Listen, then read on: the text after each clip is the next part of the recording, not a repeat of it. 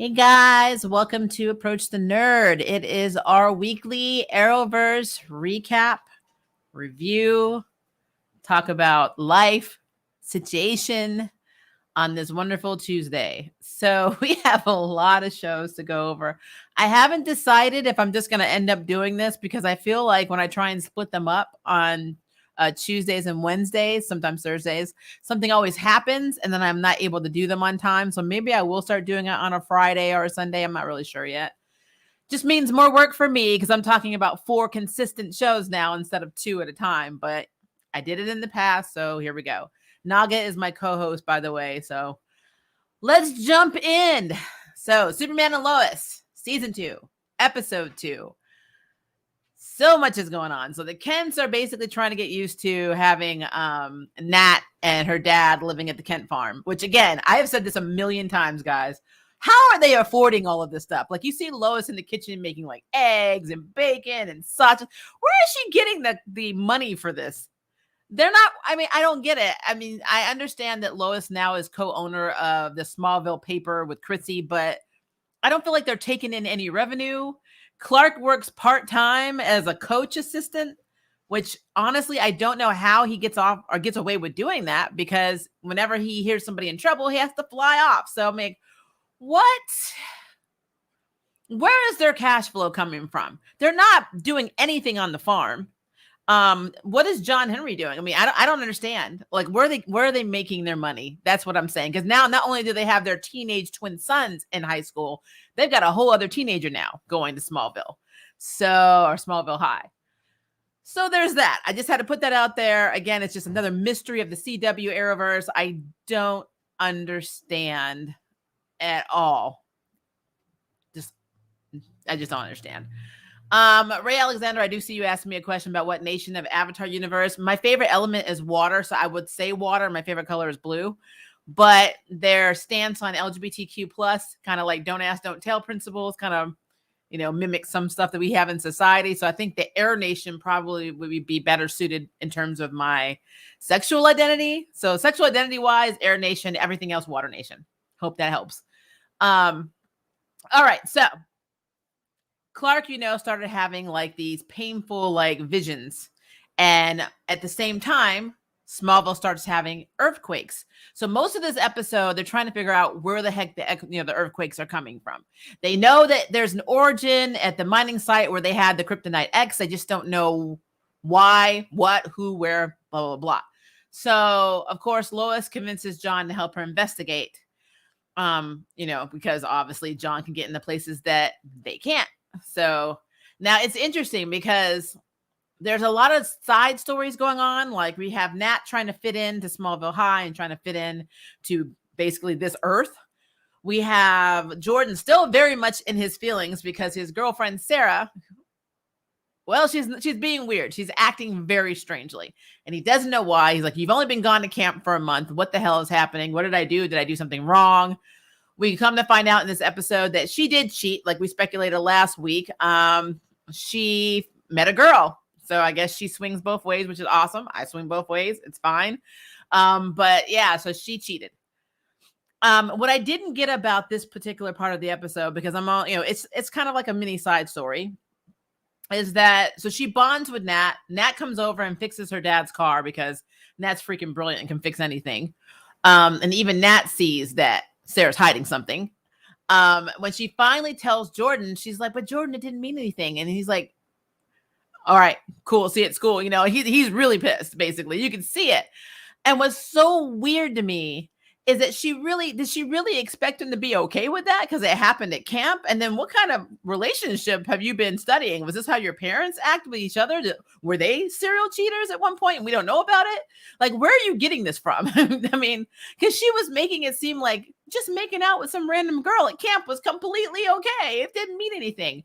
And then I have to call back to the last episode where we see her on her phone, where obviously it meant something because she was smiling when she was getting the messages or text messages on her phone. So I don't know what to think about this child. She's obviously, we know she's trying to kill herself. We know she's depressed. She's obviously messed up. So, I mean, I guess Jordan shouldn't have high expectations considering both of them need therapy. I don't know. But I think if anything's going to make Jordan turn into Brightburn, it's going to be this girl. I'm just putting it out there. All right. So the earthquakes are happening. We don't know why. So Superman like makes a decision to go basically talk to his half brother, Tal-Rho. And of course, Tal-Rho's like, I don't have any, powers, anymore. Just take me to my fortress and I'll help you solve it. Yada, yada, yada. And at first he's like, hell no, I'm not doing that, But eventually in the episode, he's like, I'm having these attacks and it's getting to the point where I'm basically not able to do anything, because when he goes to try and stop like a hijacking at this air base, like I think it was like right at the airplane where his family was getting abducted or something. He starts having an attack, and so this guy who's literally hyping himself up, on juju juice to make him on the same level as Superman, like knocked his ass down.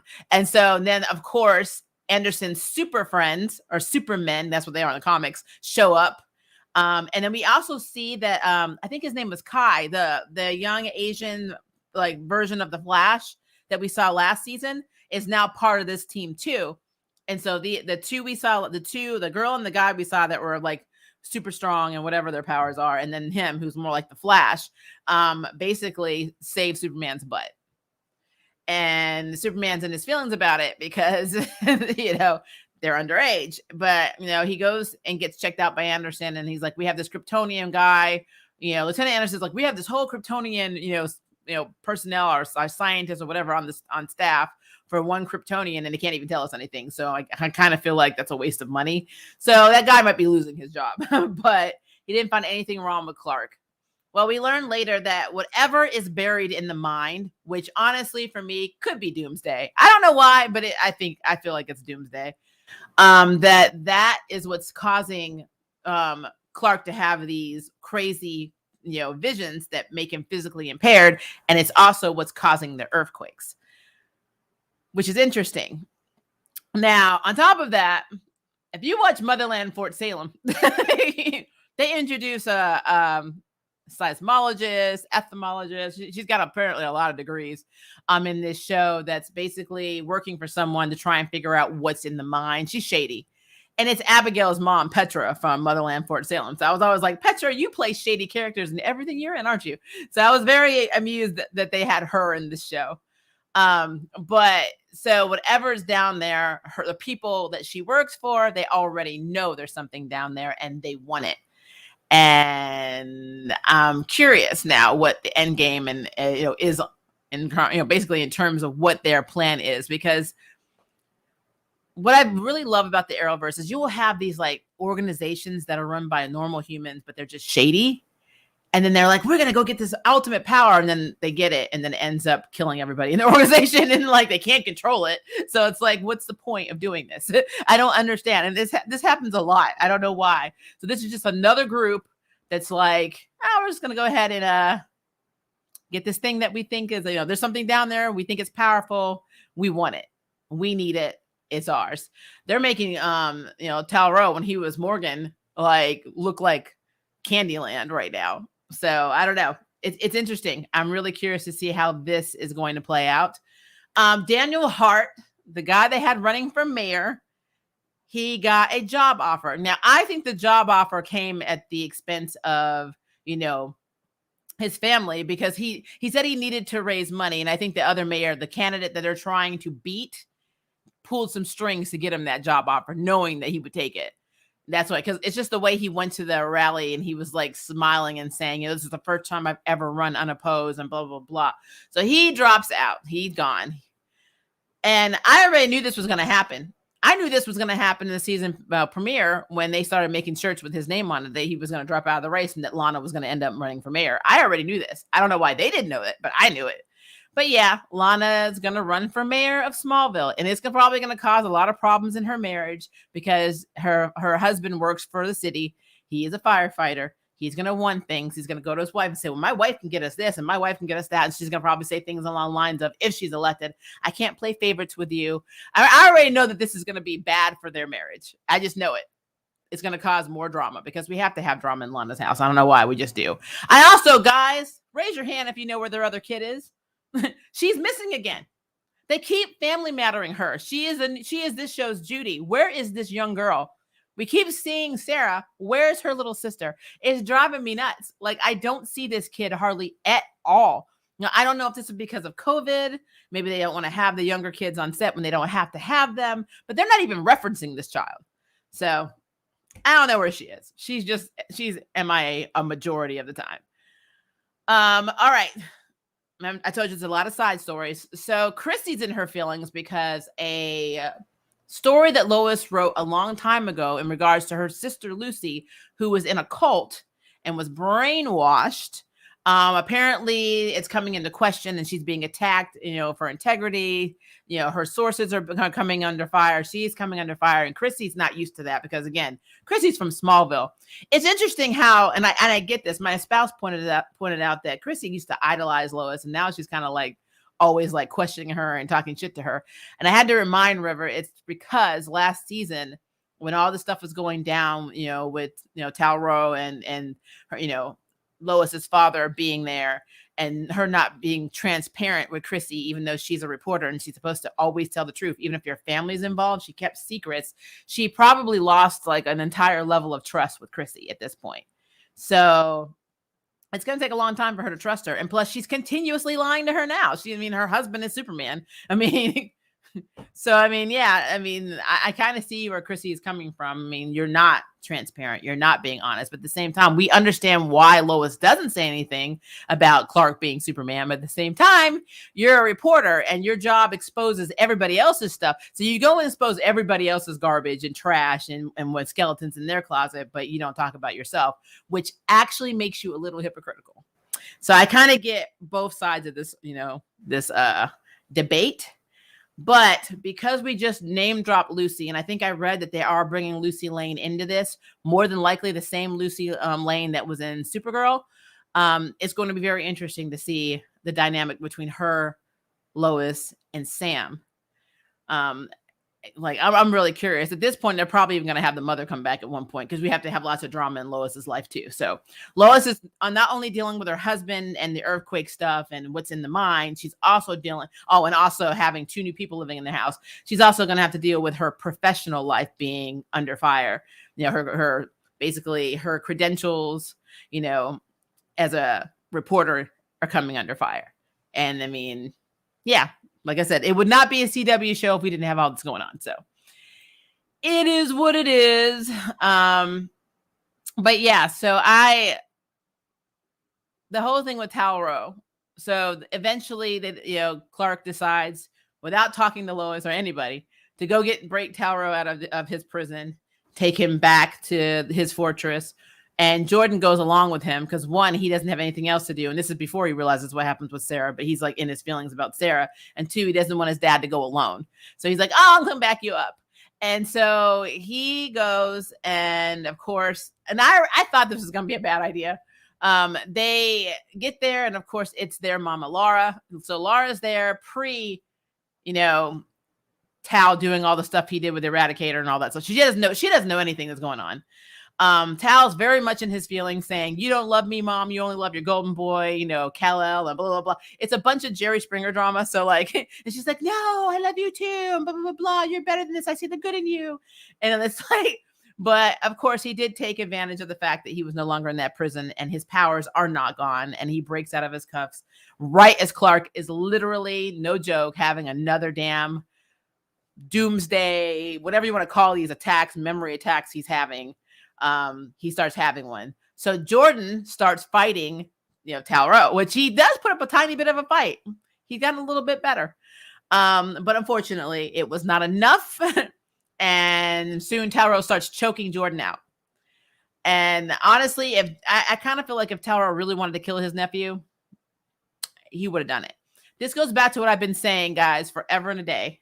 I've been saying this with shows like Power Rangers. Across the board, these villains are not trying to kill anybody. If they really were trying to kill people, they would just do it. He wouldn't be holding him and choking him out slowly. It wouldn't matter that Laura was trying to talk him on, down from what he was doing. He would have said snap, just like we saw how Superman and Man of Steel, snapped Zod's neck in that museum.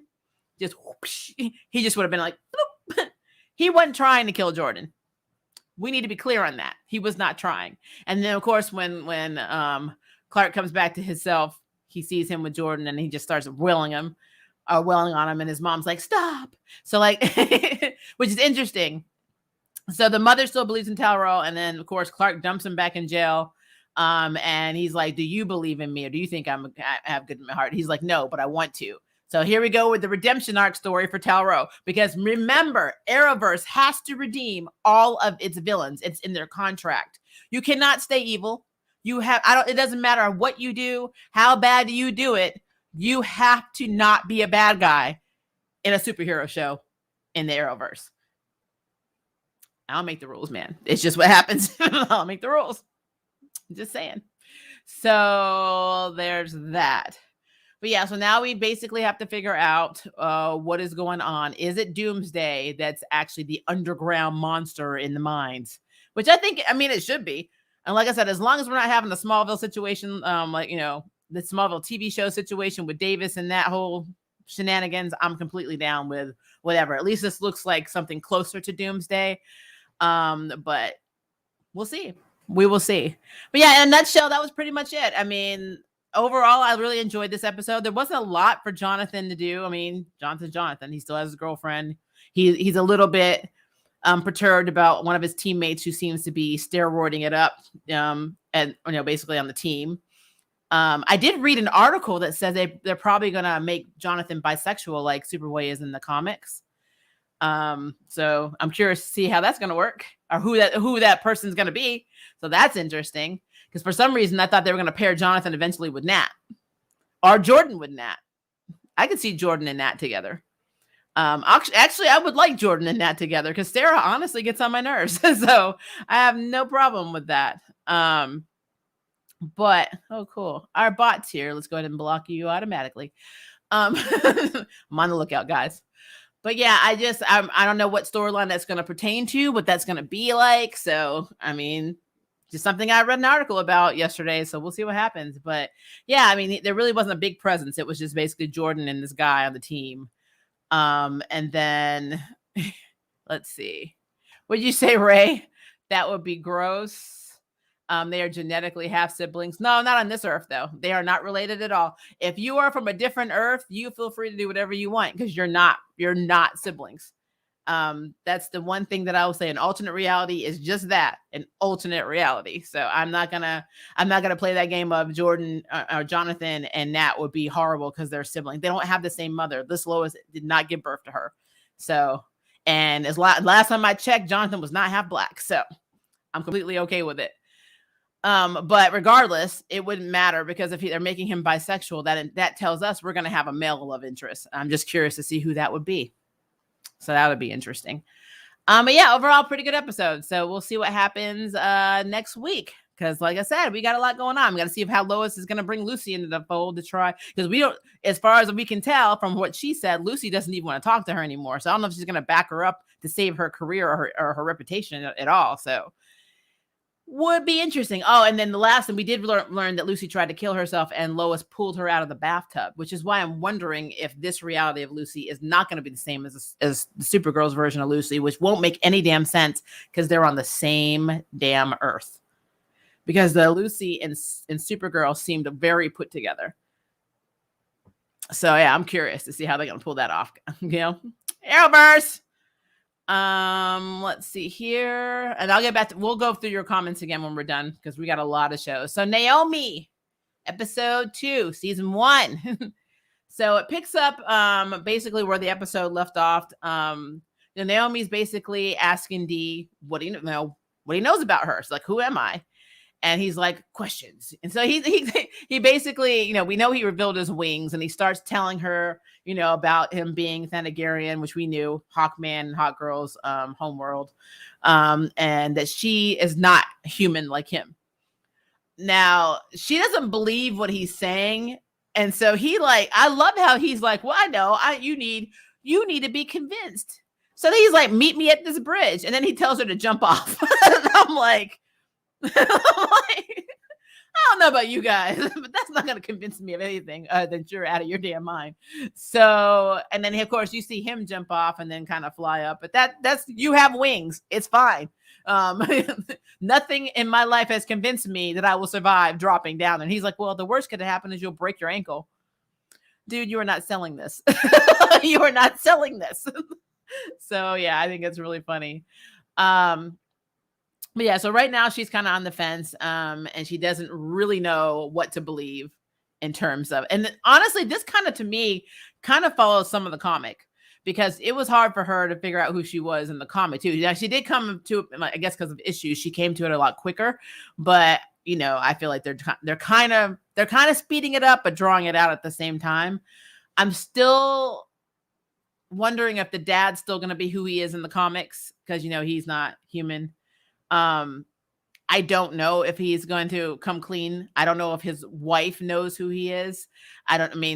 They keep secrets from her. Like, to be fair, the glasses situation.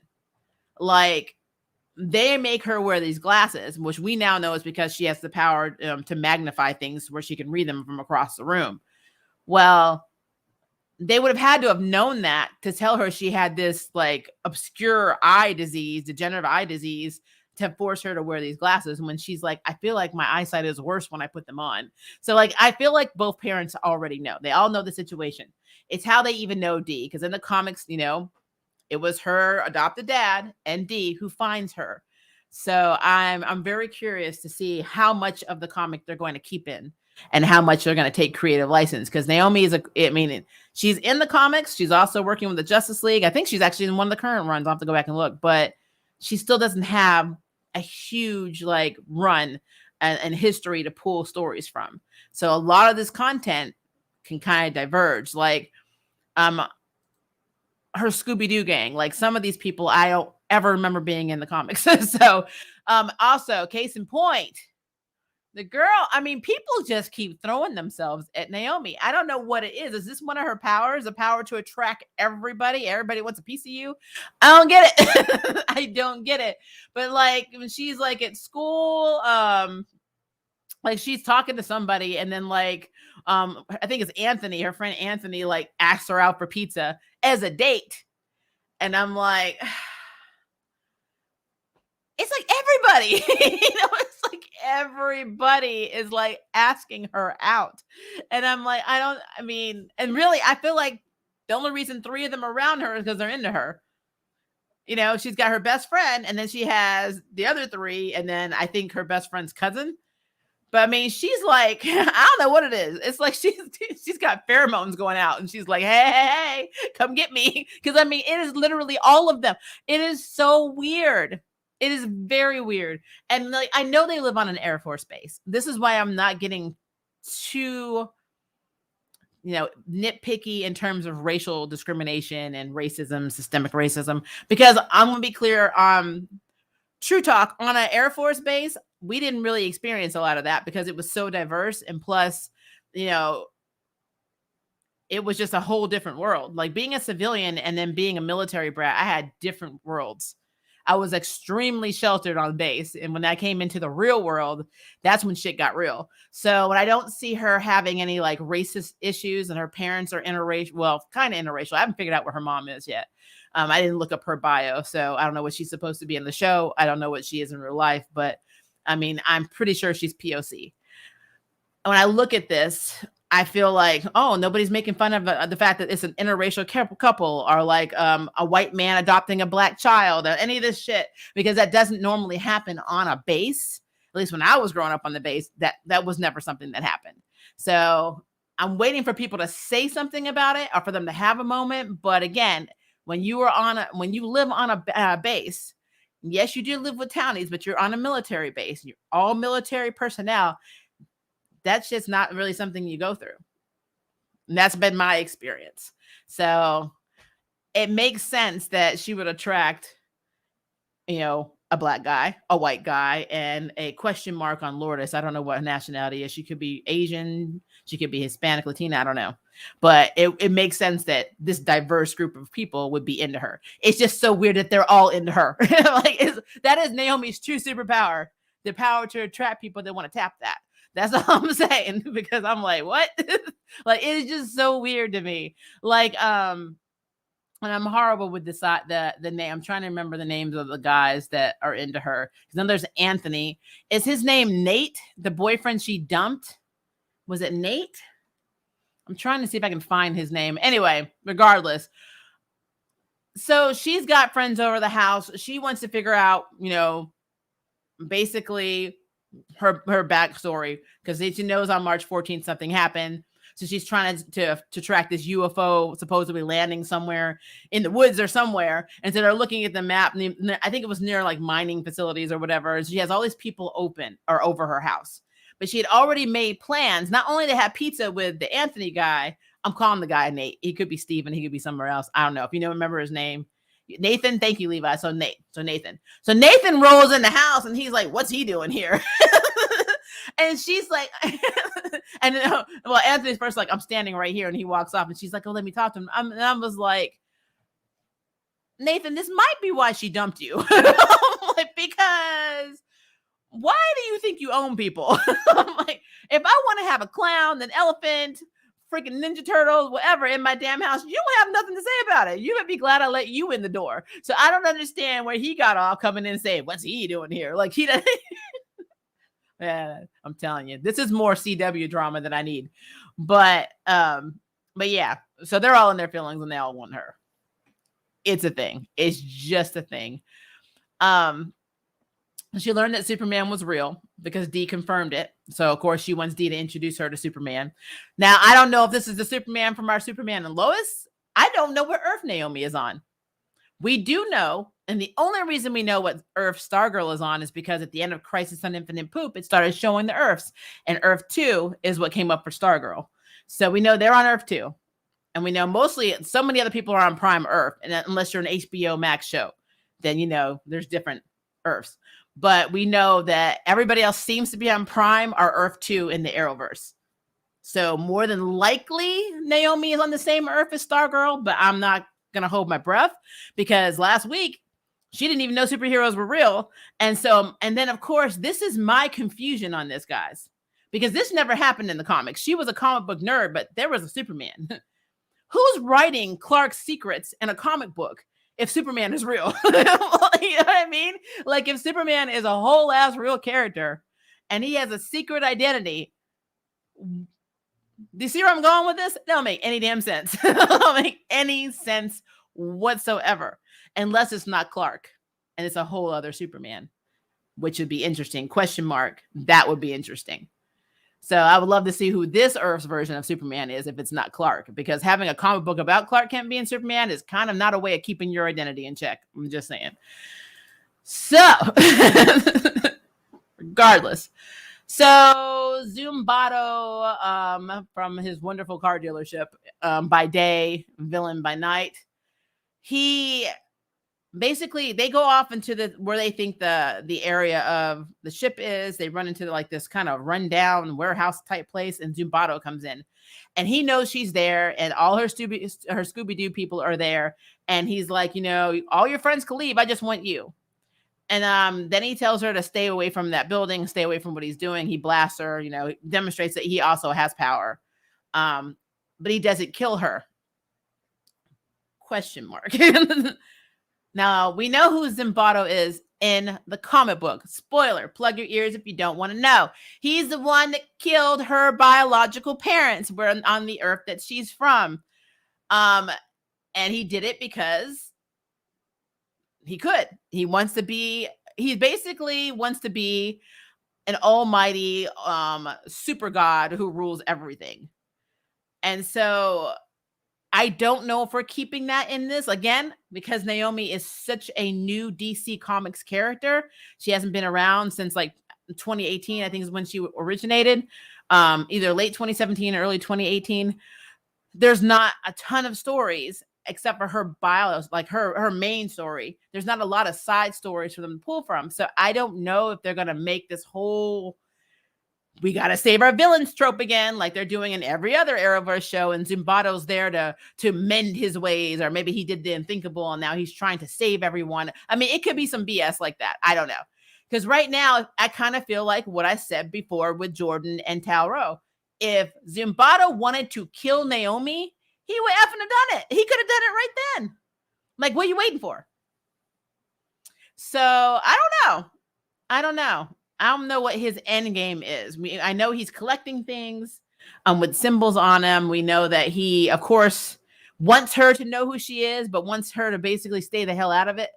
It's almost like he wants to team up with her. This may be, honestly, guys, this may be another Talro, Kal-El situation where he's like, we're only two that are like this, and we're better than everybody else in between. With me and you, we can rule this world, and blah, blah, blah, blah, blah. You just need to remember who you are, blah, blah, blah, blah. It could be some BS like that, or he could actually have another agenda, or it could be a redemption arc for another damn villain. I don't know. It's interesting. It's very strange. I kind of feel like the moment Zimbardo came in there, he could have killed all those kids, like every last one of them. Plus, her bringing them into these situations is interesting all in itself, because they don't know what's going on. Half of them don't even know what the hell's going on. They're just going along with her because they like her. Like, they're like, oh, you want to go look at UFOs? This is a big deal. We have homework. And she's like, oh, we need to go now. And they're like, yeah, well, we decided because it's important to you, it's important to us. I'm like, what? I'm like, transparency, people. Like, I'm just going like in the middle of nowhere to look for UFOs. Oh, Lord. Like, so her Naomi's origin story is basically the one plot point of this entire series so far, which is fair. It's how all superheroes begin. We have to have their origin story. The protagonist needs to know who the hell she is and where she came from. We understand this.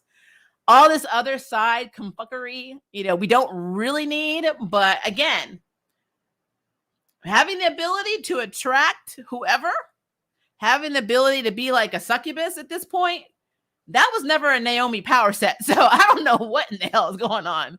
But she jumped off that damn bridge.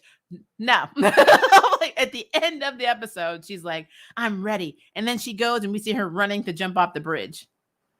And I'm just like, there was nothing about any of the events that happened in this episode that made me still feel confident to go jump off this damn bridge. I'm like, just because I could levitate some leaves, I see things from far away. None of that told me that I could whole ass fly. So I don't know why she trusted that to begin with. I don't get that at all. I mean, at least like, hey, can you jump off and hold my hand? And then if you think I'm flying, slowly let go like training wheels on a bike. And if you see me like wiggling, grab me. So I don't know, fall to my effing death, something along the line. She's like, no, running out the bed. Like, nobody's that confident with the little events that happen in this episode. So I don't know what the hell's going on with that. I'm just being weird. I think it's interesting. And some other things that happened is her father's boss got assigned him to investigate the Superman appearance because they found a piece of cloth, which of course looks like it came from his cape. So they don't know what to make of it. They think something's going on, and they want her dad, McDuffie, to, basically go and research it or investigate it. And he tells his wife. And I think that, again, I already know who he is in the comics. We already talked about this last week. I think the story is still true for this one. And I think that her adopted mother also knows that she's an alien. Another thing that I thought was interesting is when Dee talks about how he knew Superman is that they fought together in the war. And in the comics, that does happen. There is a war. And it literally shifts. I think a bunch of planets got shifted closer to Earth, and it made a lot of infighting happen and outfighting happen. And there's a lot that happened post-crisis that was really messed up. So I think I know exactly what he's talking about. And this actually gives me more hope that Dee really is an assassin that's trying to redeem himself, which would make him it's another redemption arc, because Dee was a person that would kill without conscience. I mean, that's basically what he was. He's like literally a cold-blooded Hawkman. So, he didn't have a moral compass. And I kind of feel like now he's finding his zen. So this really could be like a Rurouni Kenshin situation, like I said last week. I think that it's every time he says something, it just makes me think more and more that it's a redemption arc. So, because again, we have to redeem our villains. They all must be redeemed at all costs. Period. So the Arrowverse way. But yeah, so basically, again, in a nutshell, it wasn't the most interesting episode. It wasn't, it just it was like something that should have been tied in as a 2-hour premiere with Naomi. I think they would have done really well to have this as 2 hours and this been one continuous episode, because it was basically just a continuation of the last episode, the premiere. And again, not bad. But it is what it is. I enjoyed it. We'll see what happens in episode 3 tomorrow. So no, Tuesday, I think, is when they come back. I always get Mondays mixed up, because they change our schedule so much at this point. I don't know when anything airs anymore. But yeah, Tuesdays and Wednesdays. So Superman and Lois and Naomi are Tuesday, and then we have Legends and Batwoman on Wednesday. Sorry. So yeah. All right. So let's go to Legends of Tomorrow. The funnest experience of this week. That damn episode was on effing crack. To be fair, Legends of Tomorrow is always on crack. So, I mean, I don't know why I expected it. But this episode, season 7, episode 9, Lowest Common Denominator is what the episode was called. And it's a very fitting title. Basically, they all end up after they were escaping basically from being almost assassinated. They got away. They ended up back at John's in limbo house in between, pretty much in between the reality or the real world and hell. They get stuck in a demonic freaking reality show. And they start taking on personas of different reality shows. And the two that stand out to me the most was Nate and his Jersey Shore type accent, and being like, he's acting so stupid. He was so effing stupid. And then we had Spooner, who lost her ever-loving mind because she was a Survivor lover. She saw every episode of Survivor, which tracks with her personality. But she decided that she was going to not only be Survivor, but she was also going to be the Naked and Afraid show, where she just take all her damn clothes off. She was running around. She was walking around the house butt naked most of this episode. And I'm like, this is effing hilarious. I don't even know. I don't even understand. And then we literally had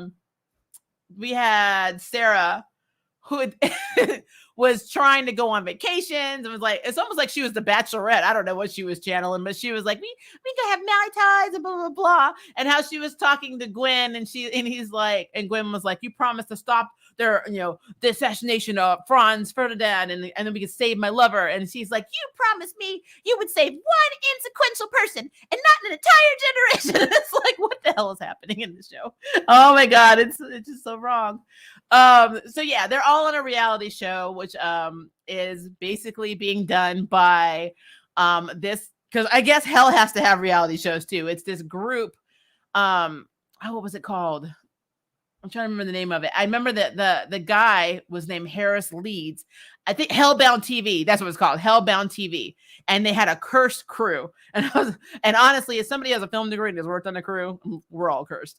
But I just thought that was effing funny that like they have this whole like sleazy TV production company in hell, which makes perfect sense. As a matter of fact, all the people that were on that crew probably are the crew of some of the crew of Legends of Tomorrow. It would not shock me if we learned that they were actually real team members of that show. So I thought everything they did in this episode was on crack. Gary and Gideon having their little love interest, and everybody walking in and like being grossed out that they had sex was like very hypocritical. And I love the fact that they were called out on it, because they were like making them feel bad for being together. Gideon's very susceptible right now because she's still learning to be human. So she was like, oh yeah, maybe I shouldn't be with Gary. And then of course, the voice of the Hell TV production company was like getting in her head, telling her what to do and influencing her. So Gideon became the other Gideon, basically. She's channeling her evil Gideon side. And so she was like, I'm just going to kill everybody. I'll kill all the legends. Can't mess up time if you're all dead. And so it was so weird. But I love that Gary was like the one that was like, no, she's going to kill all of us, because they were all going to go. She couldn't concentrate, enough to get them home. and they think it was because of Gary, and they were blaming her relationship with Gary, which again was messed up. And so he was the one that went and made it so she wasn't going to be able to do it by swallowing the device in the time machine that she would use the channel through to try and move them back through time or wherever they needed to go. So she wasn't able to use it, but he swallowed it. And I love how everybody was chasing Gary. And I kept thinking how they downplay Gary so much. Gary has the capability of eating every person in that damn room. He can literally eat all of them. We saw what Kira could do. Gary can do that too. Gary just doesn't do it because he likes being human and he generally cares about the legends. If it was not for that, he has like 8 tentacles. He could just pull them all in and just start eating them one after the other. And it will be absolutely nothing. But yet they're chasing him to hurt him. That's what kills me about this show, is that they don't realize what a threat Gary actually could be if he was evil. So I thought that was interesting. But him calling them out, saying, you're talking about us and how our relationship is distracting, and every person on this ship has had the same damn issue. And they're like, that tracks. You're absolutely right. We're hypocrites. So I thought that was funny. I loved the banter between Zari. So Zari 2.0 and Jersey Nate. Their little War of the Roses stuff going on was funny. And then, of course, the Zari 1.0 coming in to try and mediate and ended up throwing water on both of them was absolutely hilarious. I love how Zari is considered his brodette, I guess, kind of like a Ray replacement a little bit. Zari 2.0. So it's interesting, but I don't want to sleep with you. That fact just grosses me out. It's so stupid. It is so dumb. Hearing Spooner say, and that happened, basically they're both trying to get Spooner to be on their side, and having Spooner said, well, I don't really know who I'm going to ally, but whoever I ally, you better believe I'm going to betray them. I'm like, what is happening? Oh my God, it is so effing ridiculous. Bayrod, who actually was hiding out in his room most of the time until he got a pep talk from himself, because they were trying, the voices were trying to mess with him too. Since Astra was trying to deal with the producer, he ends up following Astra because he wanted to ask her out, and ended up making everything worse because Astra got him to call it off. And then she realized, basically they realized that Astra was actually one of the legends now. And basically it's all Bayrod's fault. But then he ends up kind of coming clean about his past. He's like, I had to self-medicate because my sister did a reality show about our family. And, I had to deal with my life on camera, dealing with all my failures and my, everything I was heartbroken over, all my insecurities on camera, to the point where Zari ended up recasting her brother on the reality show, and he started self-medicating. That's why he got into weed and the CBD gummies and crap like that, because of what his sister did. So inadvertently, Zari 2.0's life made him that way, which is so interesting to me. But at the end of the day, he was like, but I want to ask Zari out. So he asked Zari out. He says, I like you. And she's like, I like you too. And he's like, well, I need to get my shit together before I can be the best boyfriend you'll ever have. And I'm like, okay. So now we have an Astra and Bayrod canon relationship on the horizon. So, because that's what happens on Legends of Tomorrow. I mean, you all hook up when you're on the ship. It's just what happens. I don't know who the hell Spooner's going to get with, but everybody keeps hooking up on the ship. So it's a thing. So yeah, we have baby Bayrod and we got baby Astra together, and I'm cool with it. I am cool with it. But yeah, I mean, again, this series is on crack. So you can't take any of this seriously. If you take Legends of Tomorrow seriously and think it is canon to a plot continuation in the Arrowverse, you are sadly mistaken, because it's not. I will always see Legends of Tomorrow as its own entity. I have Arrowverse, then we have DCEU, then we have DC Animation, and then we have Legends of Tomorrow. I just feel like they're not connected in any way.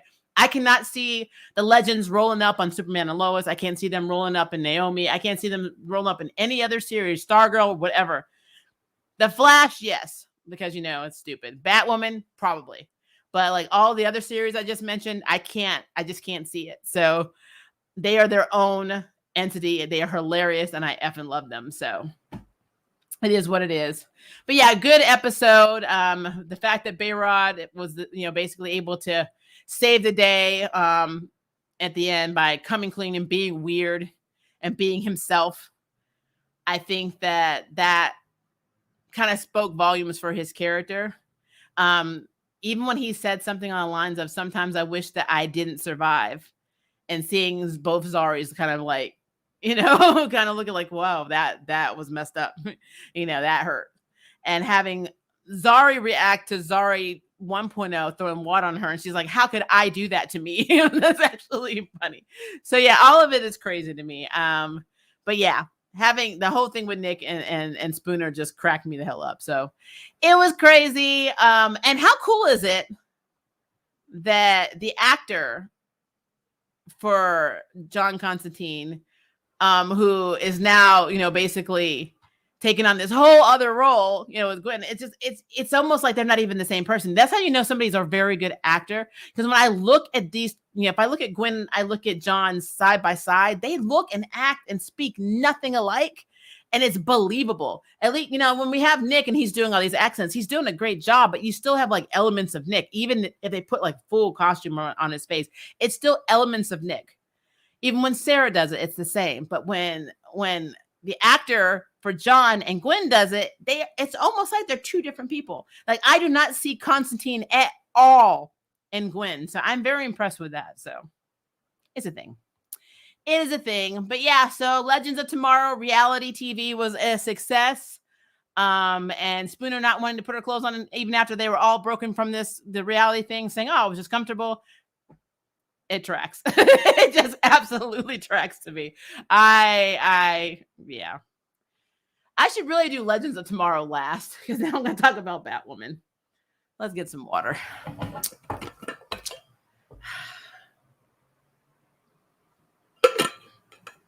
So I can't have my real dog in here because he gets nervous. So this is my support animal. So this week on Batwoman, season 3, episode 9. I will say, Diggle's actor is making some money, because that man is in every damn thing. He's directing, he's acting in every damn thing at this point. He is everywhere. This is not the Arrowverse anymore. It is the John Diggleverse. Like, that's what it is. It is a Diggleverse. Because he has so many character connections. It is ridiculous. It's like, what? Like, we learned that he has been friends with Jada for effing ever. So, Lord, okay. So let's start.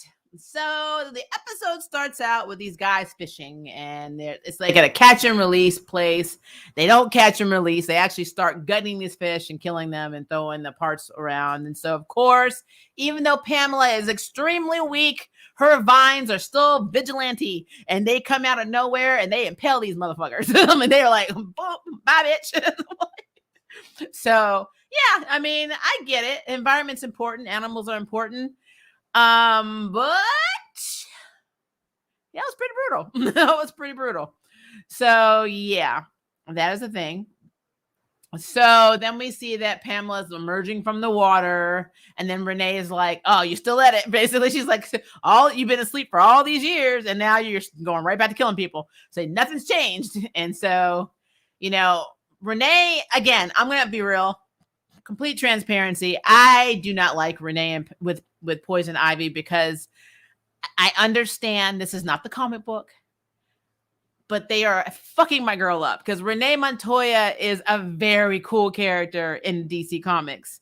She has morals. She has common sense. She's a damn good version of the Question.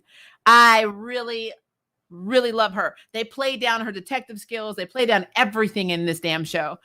It is, to me, another form of character assassination. I think what they're doing to Renee Montoya is disgusting. So her basically being her girlfriend's bitch, when we see that has never been the case in the comics, because she was with Kate Kane and she did not bend for her girlfriend then. So she's not bending for Batwoman. What makes anybody think she's going to bend for Poison Ivy? It doesn't make any sense. And there's no universe where Pam and Renee would have ever been together, unless some obscure comic book writer was just writing to get his rocks off. And that's a whole other conversation. But this never happened. There was never this connection. So it's very weird. Now, the actresses are cute. Renee's actress pretty. I'm not saying that Pam's actress is not pretty. I mean, she's very weak looking right now, but again, they still are not giving us something more to relate to, because all we're seeing is evil ass Pam and basically Renee doing whatever she's trying to be moralistic, but she's basically she's the bottom. I mean, it's what she is. I would love to have seen how they were prior to Pam being infected. We have no backstory, no sentimental scenes, nothing. All we've seen is Renee saying, "Why are you doing this, Pam? Why are you doing this, Pam? I have a job. Blah, blah, blah. Don't make me do this to you, Pam." Blah, blah, blah. Okay, I get it. I'm like, I don't care anymore. I'm like, I am not invested, guys. I'm sorry. It's just stupid to me. So yeah. And I know when I finish the stream, this is when I'm gonna lose another sub. Because again, it happens every week. Because I speak my truth, and my truth is it's stupid. All right, so Renee is in her feelings about Pam because she wants to help Pam. She tells Pam she can get better. She talks about, using whatever from the ground, sounds from the ground and vibrations, blah, blah, blah, to try and power up. But Pam's like, nah, we need to get married. My seedlings created somebody as a battery for me, which is why Mary was actually, infected, because she needed to bring back Pam. That is her job. Now, I don't know to what extent this is, and we'll get into that in a minute, but yeah, there's that. Meanwhile, Ryan, who is in her feelings every week, so I don't know why this is any different. She went to go visit her mama's grave, and she's talking about, how could you do this, this, and this, and you be everything to everybody? I'm struggling. I'm like, because your mom was cooler than you. I mean, duh. I knew the answer to that question. You have to go to your mom's grave to ask how she was better than you, because she just is. But then this is when angry grandma. I'm trying, guys. So let me ask you, this is a real life question.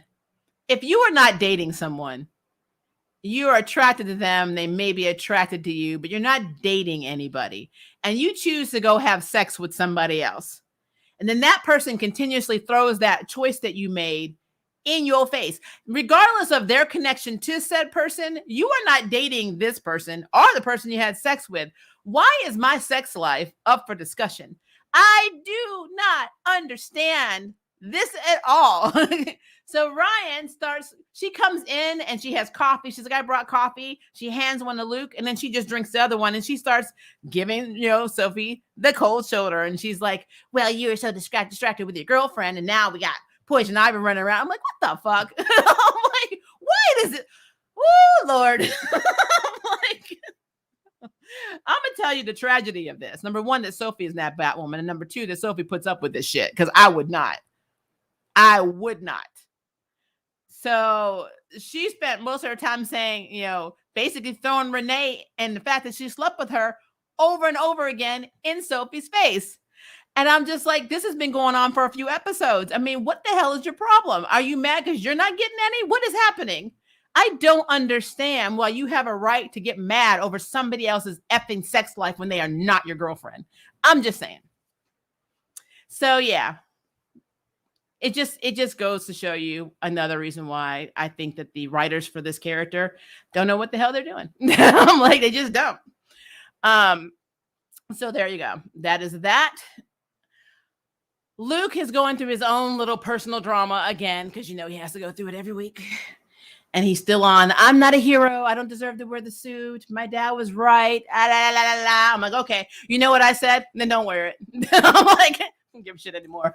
I was so excited for Luke to wear this damn suit, and now I don't give 5 Fs if he ever puts the damn suit on again.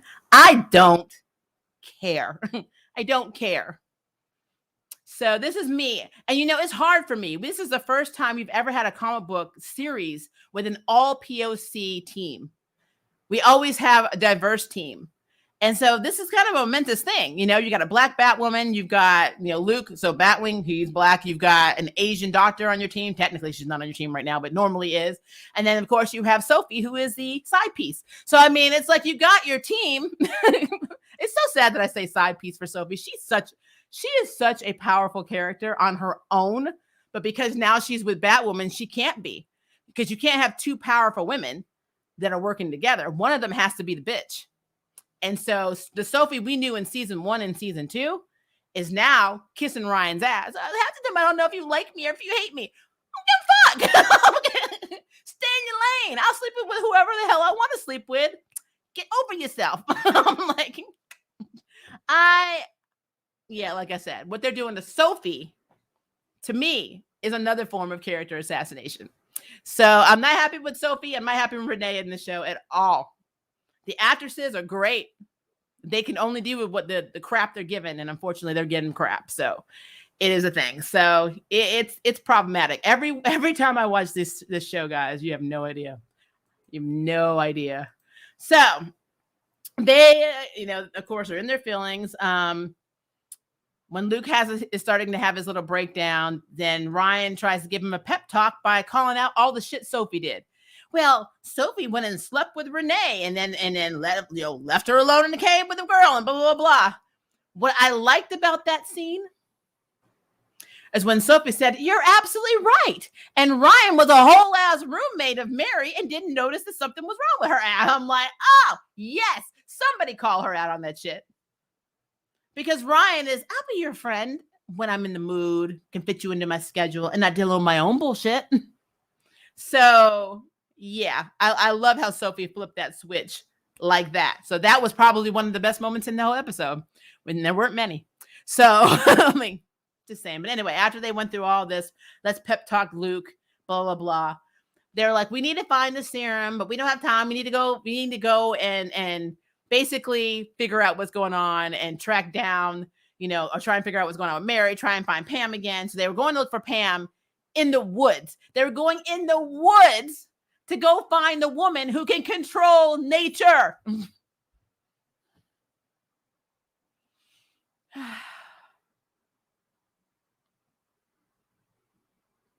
Guys. What he dumb. I don't understand what he dumb. And then Sophie's like, nothing good ever comes from Black people going in the woods, like in the horror movies. And then Ryan's like, well, Black people didn't write those horror movies. And I'm like, that may be true, but guess what? Your ass is still going in the woods with a woman who controls freaking. What is wrong with you? Why are you dumb? Oh, nothing that has happened in this season so far has told Ryan that she is capable of stopping poison F and IV. Nothing. You need to be calling people and asking for help because your ass ain't got it. I'm like, what is wrong with this person? Oh, Lord. Okay, so they go in the woods. They're driving along. Ryan and Sophie still fucking bickering about their non-fucking relationship. Then they almost hit a guy in the car, like with their car. He's like, help me. And they're like, oh my God. So they all get the guy. And then Sophie and Luke are running. I guess Sophie has, I want to say Sophie had she got the bat suit out of the bag. But like, the guy is literally being supported by Ryan, who is the tiniest member on this team. She's like either my height, 5'5" or 5'4" or 5'3", and she's carrying this much bigger guy, while Sophie and Luke are like off in front. And I'm like, nobody's fucking helping her with this guy. Of course he's gonna die. She can't get him to move that fast. Her legs are shorter. So I'm like, of course he got impaled by a line because he needed to, because that's what he needed. We needed to have another demonstration about how badass Pam is in the series. So of course they end up running into the woods because it's a cabin in the woods.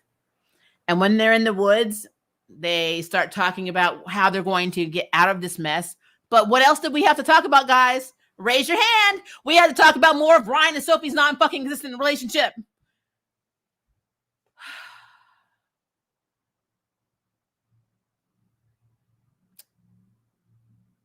So then, right when Sophie delivers the line, half the time, I don't know if you like me or hate me. And then, of course, they're in their feelings. Then the vines come through. I believe it was the fireplace, and they grab her, and then it pulls her to the, like, I guess where the fireplace is. And so this is my other question, guys. The villains are not trying to take out the main characters. Let me tell you why. These vines just haul out like 100% with no like delay or anything, impaled 2 fishermen, and then the guy Ryan was trying to help with her little legs. So like, I do not understand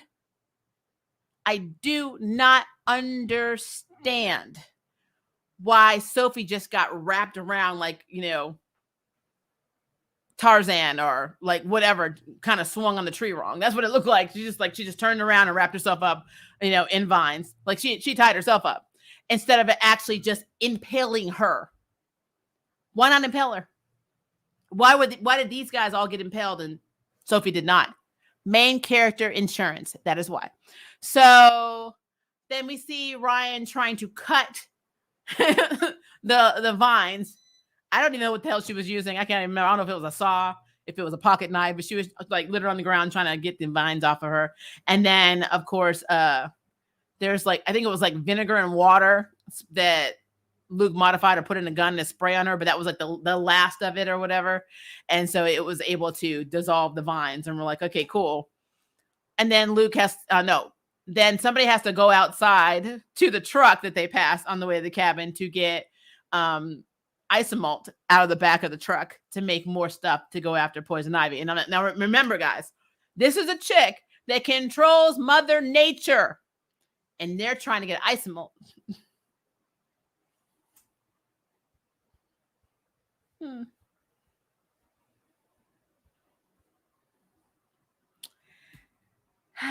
So Mary and Alice are together and their little sisterly bond.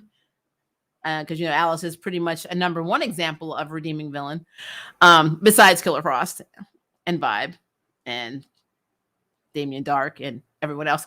And so Alice does not want Mary to go to the calling because something's calling and drawing her and giving her Superman headaches because she's having headaches like Clark is, drawing her to them. Well, Mary tries to stop. Mary wants to go, and Alice tries to stop Mary from going. So she uses her juju on her to put her to sleep. In the episode, it also happens to Renee, but what Pam didn't realize is that she's been kind of dosing herself up with like whatever it is that ability gives her, like whatever the ability or the pheromone or whatever it is that works on her to make her under mind control. She's been weaning herself off of it, so she's no longer affected by Poison Ivy's mind control. So, which is good and bad because this also means that everything that Renee is doing is of her own accord, which is more proof of character assassination. But that's a whole other thing. But she was going to stop Mary, but she couldn't stop Mary. And Mary actually ends up getting towards Pam. And in Pam, there's like, it's actually a cool scene. You see like this, like they're in this like big golden, like, I don't know, light show. And I guess that's to indicate that Mary really is her USB charger. So she starts draining Mary to make herself, better. And I swear, if I didn't know that Mary was straight, I would have thought right then, Mary jumped ship because she was all on that. I was like, well.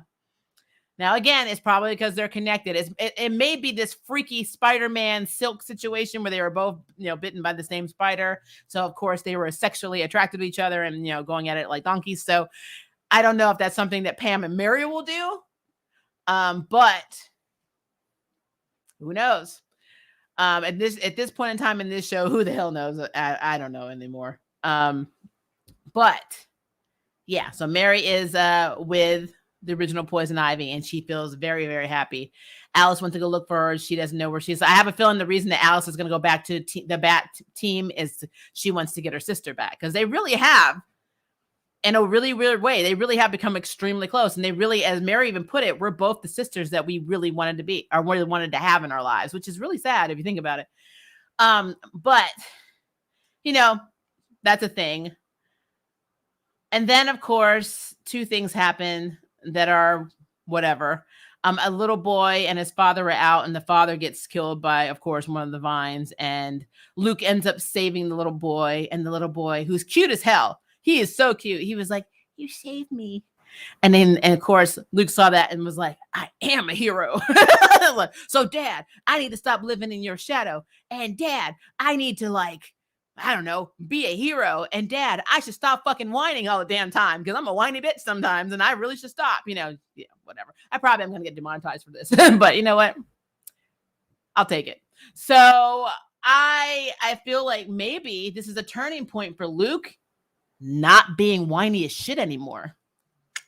We'll see. That might be a plus for this episode because he's just been whiny as shit. He gets on my ever laughing. I don't even want to hear him talk. I'm gonna be real with you. He gets on my nerves. So there's that.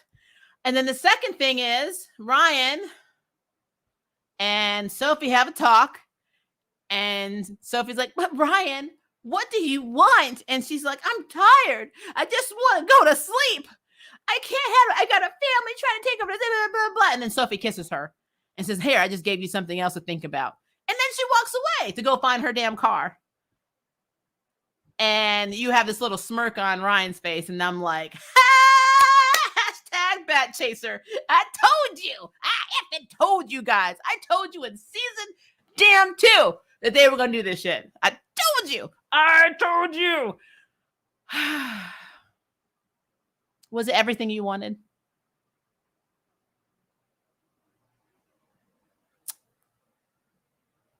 So in this episode, Mary's with poison ivy. Alice is in her feelings.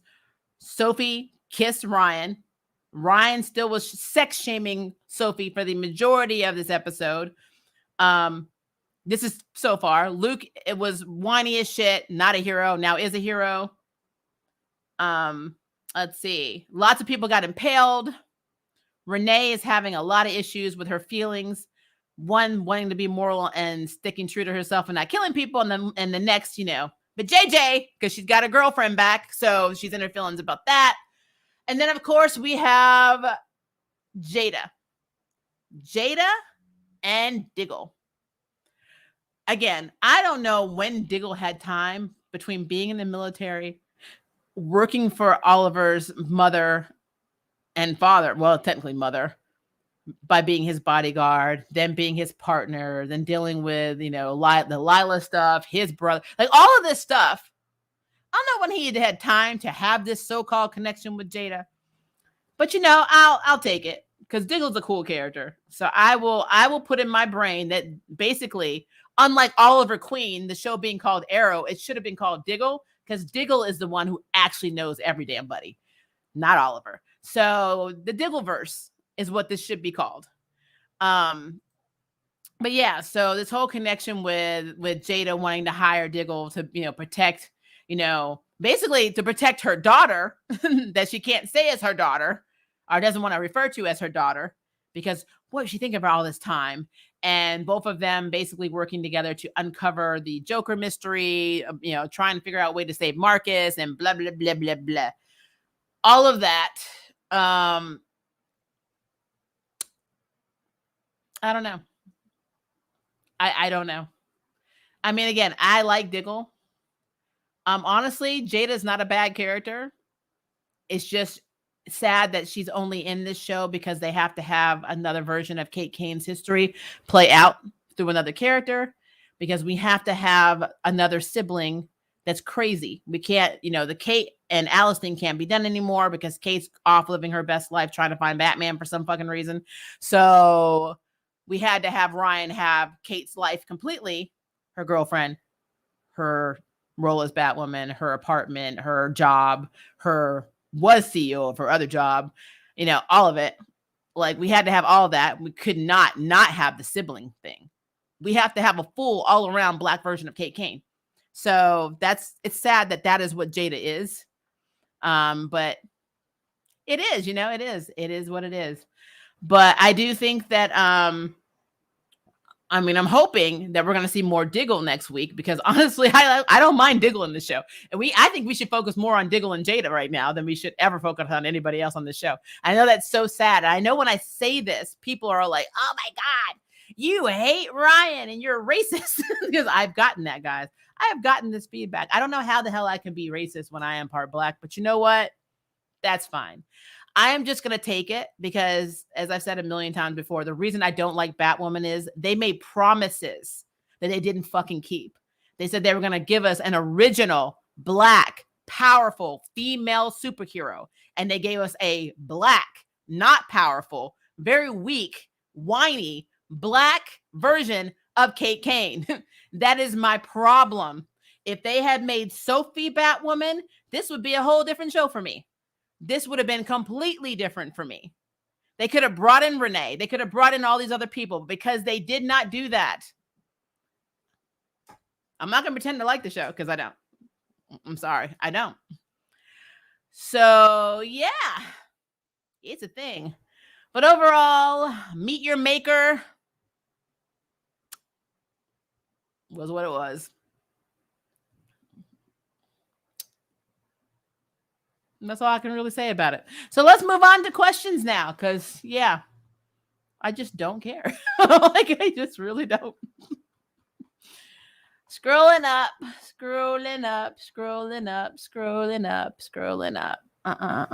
Girl Boss. Legend of Tomorrow episode 9 was good. It was funny. I enjoyed it.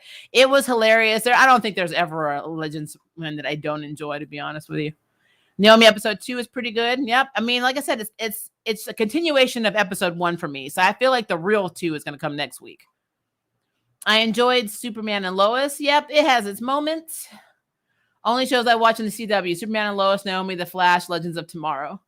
Yeah, The Flash is I watch for you guys. The CW never made this Batman TV show or Batwoman TV show. I can see that. Hey Maria, I have you a shout out over at Eloy's. Oh, thank you. Is Eloy doing something?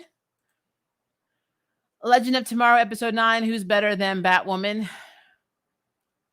I mean, everybody in Legends of Tomorrow is better than Batwoman. I'm not understanding that question. Legend of Tomorrow was funny. Yes, it was. Pam and Mary giving me the vibes. Has Mary switched teams? That's what I'm thinking. So I'm glad somebody else thought that. Because, yeah, that whole look, the way she was like talking, that was sexual. Nate from Legends of Tomorrow for acting like Ronnie from Jersey Shore. So I am not a big reality person. I don't like watching a lot of reality shows if they're not like cooking shows and stuff like that. But I've seen so many parodies of Jersey Shore that I know what Jersey Shore is. And that was absolutely effing hilarious. I'm very impressed with both our IVs in comparison to live action past and their power sets. These two need to be dragged over to DCEU to help fix the bleed. I agree with that. I could see this Pam over on DCEU, and I think it would be a completely different thing. Like I said, I'm not knocking the actresses. I'm not even knocking Javicia Leslie. I'm knocking Ryan Wilder because it's a stupid character. They always having more of the situation left from his past characters. I think Nate is just a character, or his actor is a character actor, and he is so good at improv. I have to give him accolades for that because he is absolutely effing hilarious. Sarah from The Real Housewife. Is that who Sarah was supposed to be, a Real Housewife? I've never watched it, but she was so funny. And Ava's reaction to her was hilarious. She's like, I'm not the den mom. I've been doing this shit. What is wrong with you? Yes, some Waterbender tribe guests. I think I already answered this one. Spooner from Legends of Tomorrow acting like the TV show Survivors running around the house naked cracked me the hell up. Oh my God. And the fact that they were done and she was still standing there like, put on some damn clothes. She's like, oh, I forgot. I was just comfortable. It's such a weird situation because she's a daughter, is biologically related to Lois, right? Just not the Dimensions offspring. See, that's the thing. How can you be biologically related to somebody on a different Earth? It doesn't make sense. Like the version of Lois on their Earth is not the same version of the one on this Earth. They're not clones of each other. It's not the Borg. So like there has to be differences. Just because they look alike and they look like doppelgangers does not mean biologically, if you ran their blood work and their DNA, that they would match. We have no idea how that works. So that is the beauty of having other Earths, is that really you can look the same and be completely biologically separate.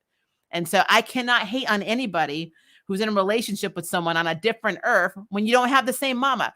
Now, if it is the same mother and she went to, like she did like an American Chavez and she went to another version of their Earth and then procreated with another, like with Superman, and then her daughter from the other came and then they hooked up, that's a different ball game. But I cannot get in my feelings when this is not her mom.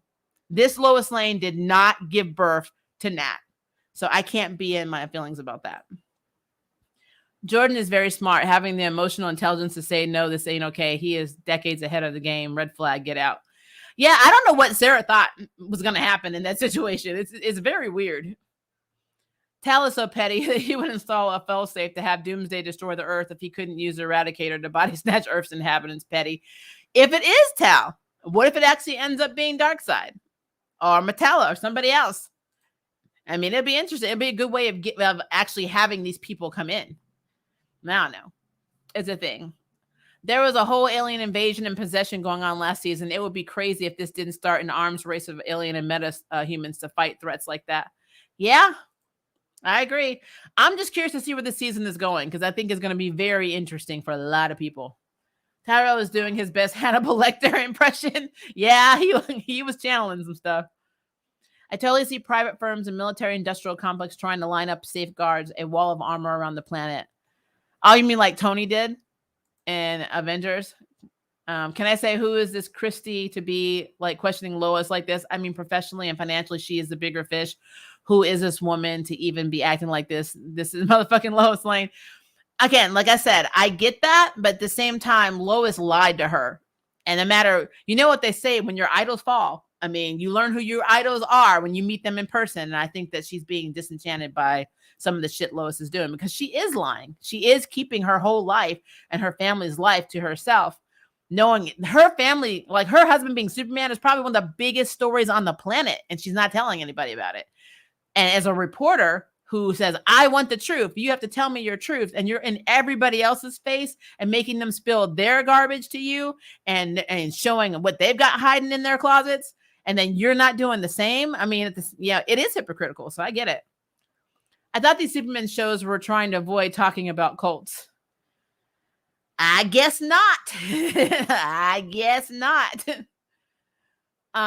Season 1 was about Jordan's journey of self-discovery, while season 2 is Sarah's journey. But why? I'm like, why is it her story? Tao is not a completely bad guy. He's just unwavering conviction from his own planet. Well, I think it was messed up that when he came to Earth, they immediately tried to kill him as a child. I think that pretty much got in his head, and then his dad was brainwashing him. So, he's actually, if you think about it, Tao has been child abused. He's a victim of abuse. All villains must be redeemed no matter what. I mean, it's in the contract. Talking about cults after what happened with Chloe, who was a mega fan favorite that is now dust to the god. It's so weird watching, like, if you go back and watch Smallville now and just watch Chloe, you're like, wow, you were literally recruiting people into this cult while you were on this show. Oh my gosh, it's horrible. It's horrible.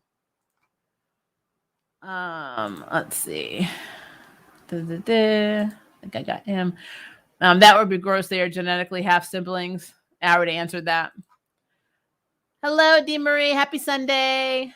Well, there's enough going with Tao's character that influenced his character eventually having a turnaround.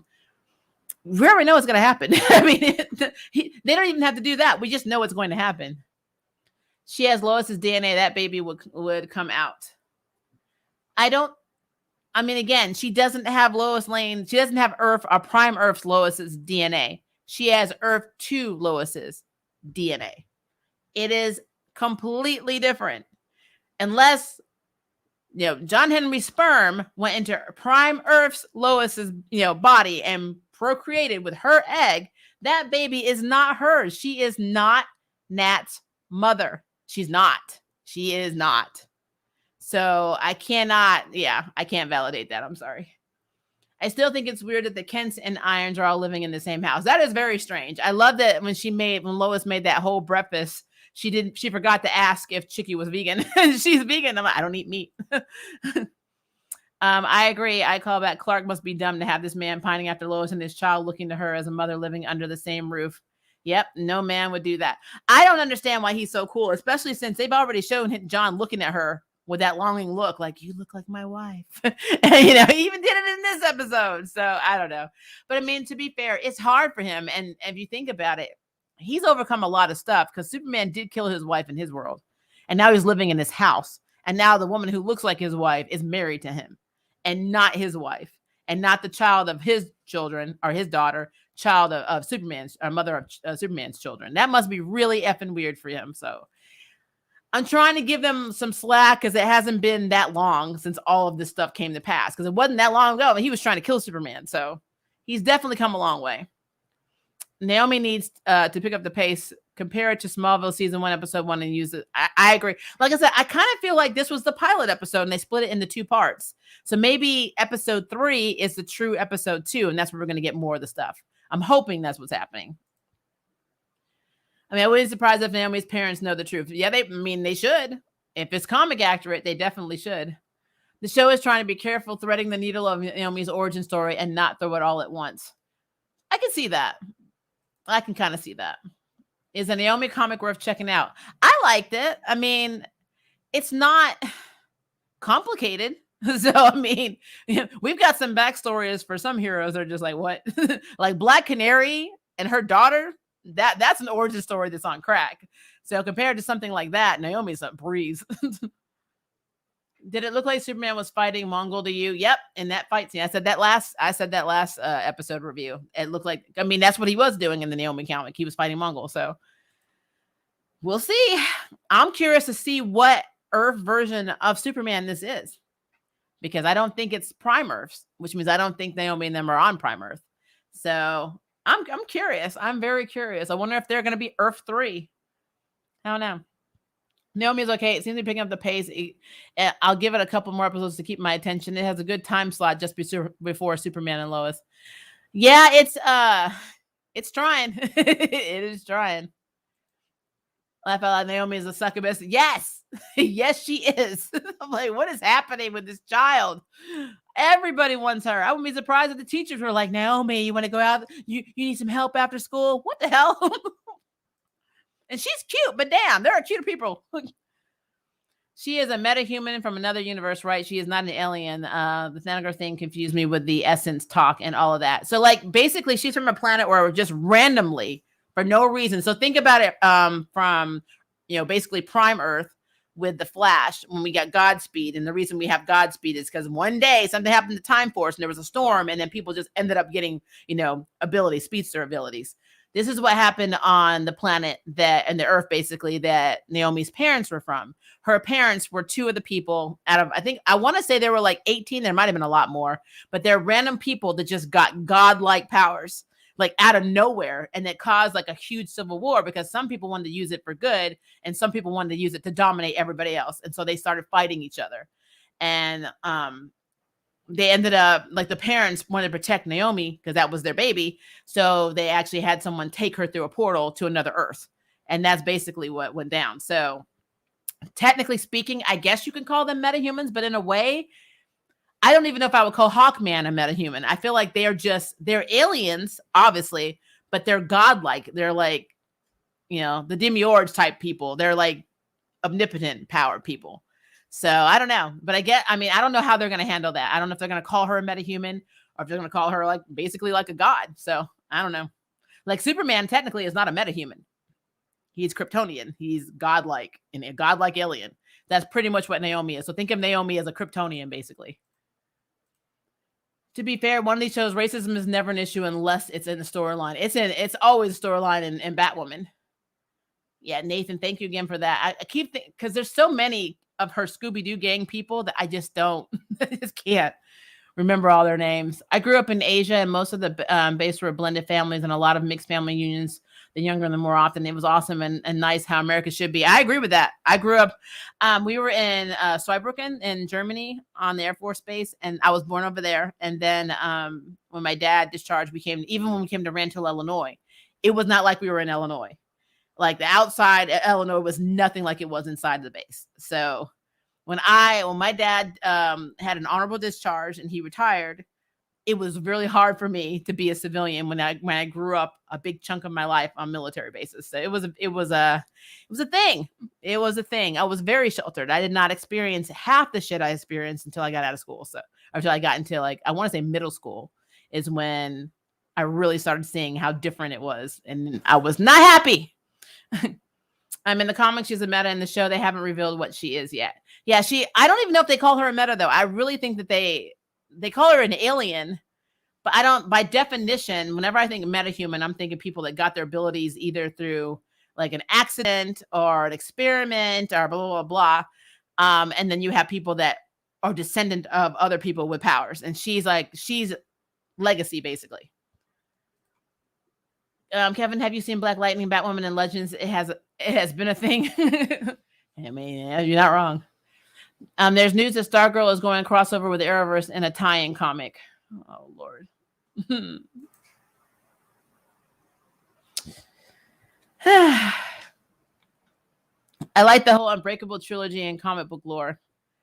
Yeah, so I like Unbreakable. I also like, I don't know, I have a lot of weird genres that I'm into, but it's a thing. I love when I love that when they have like a superpowered person be BFFs with somebody who's not powerful but very effective as a hero.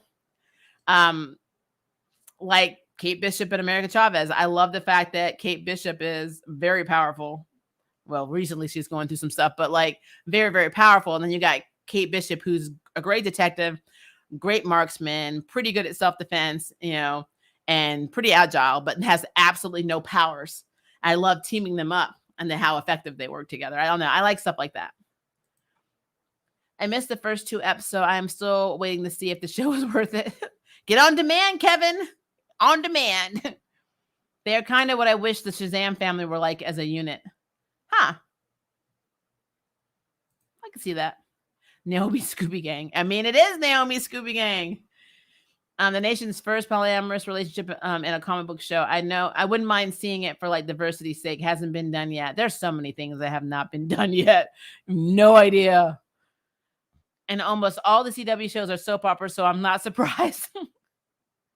Well, maybe if they sell the CW, maybe that'll change. I don't know. It's very weird for me. I don't get it. So far, the best live-action Scooby Gang is Spider-Man's roster. No Way Home takes the award for saving the multiverse. I just love their banter. I think they are absolutely hilarious. So, yeah, the ending of No Way Home made me sad. There's plenty of great storytelling possibilities with poly relationships. I'm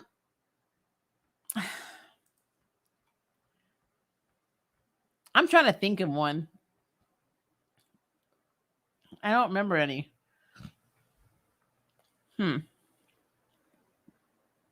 Oh, yeah, maybe it might pop into my brain later.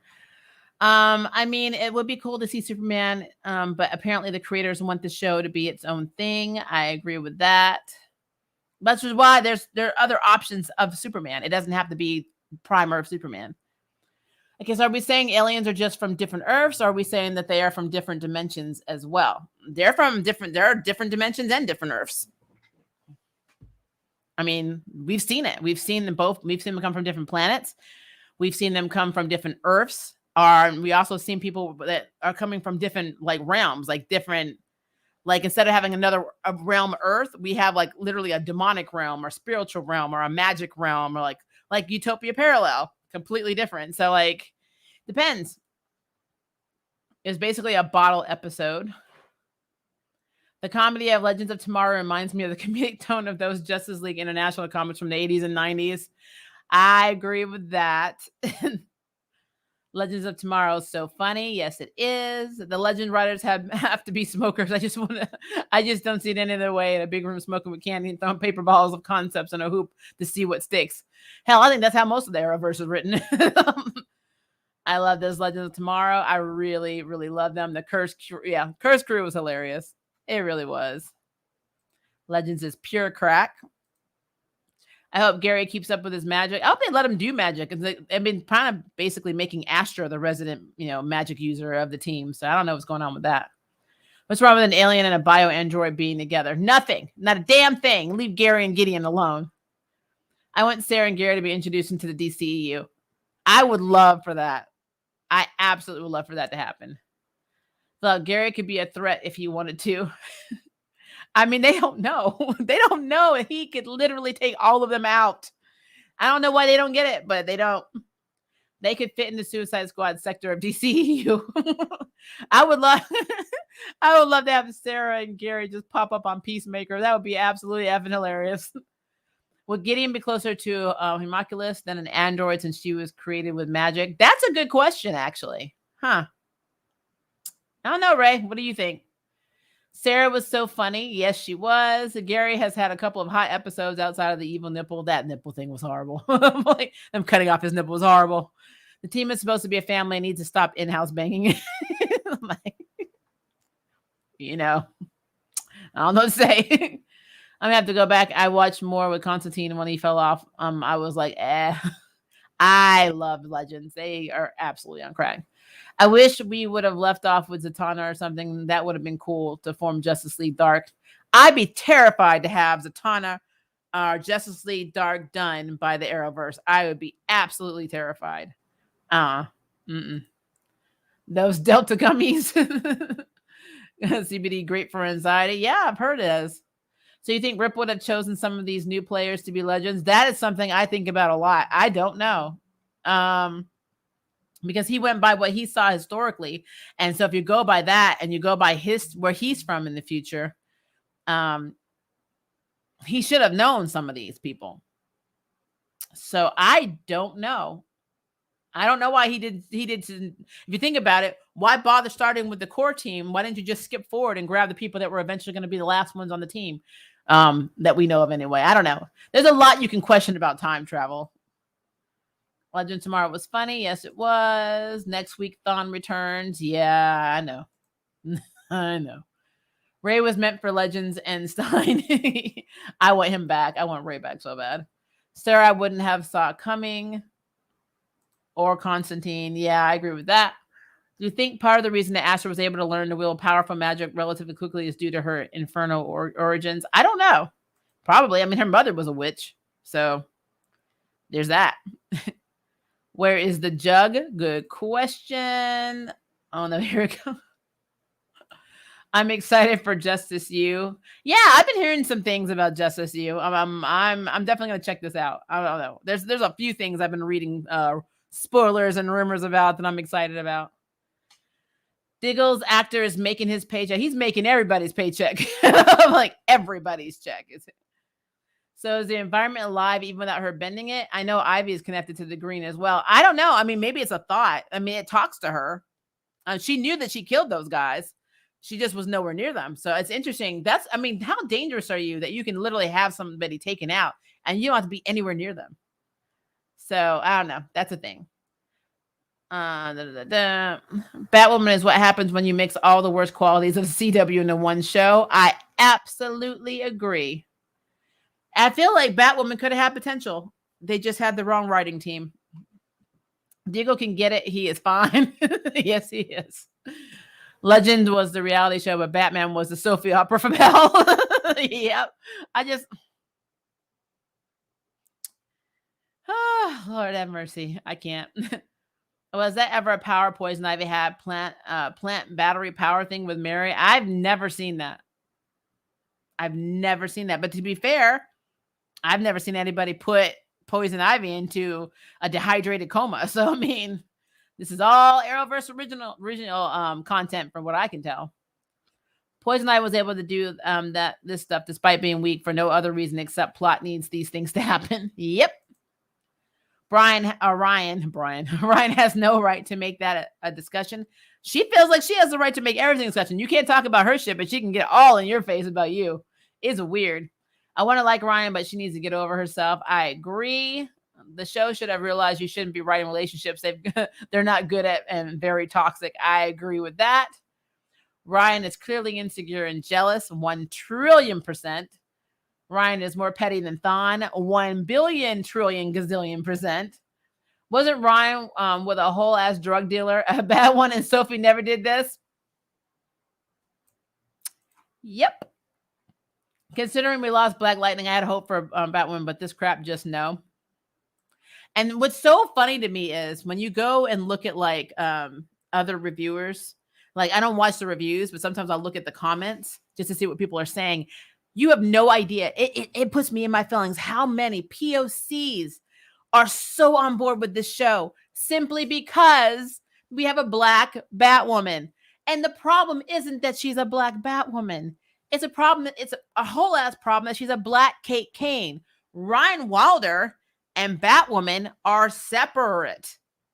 One is an alter ego. And it's written poorly. Like zero. Like seriously, we don't know who the hell Ryan Wilder is. Because she's Kate Kane. I mean, that's always going to be the issue for me. So it's just stupid to me.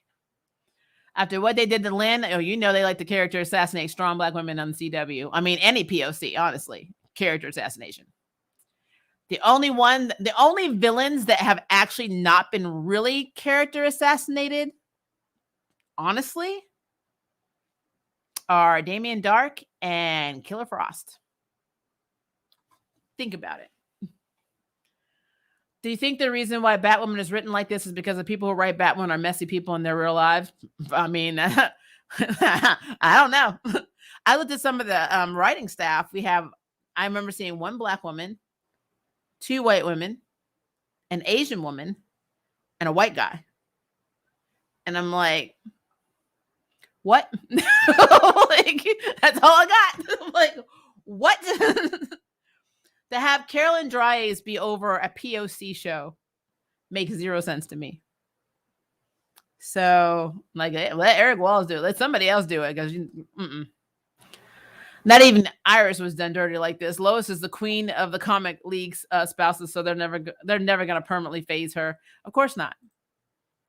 And the show is called Superman and Lois.